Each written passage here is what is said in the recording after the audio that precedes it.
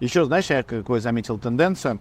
Много домов вынесли огонь вне дома.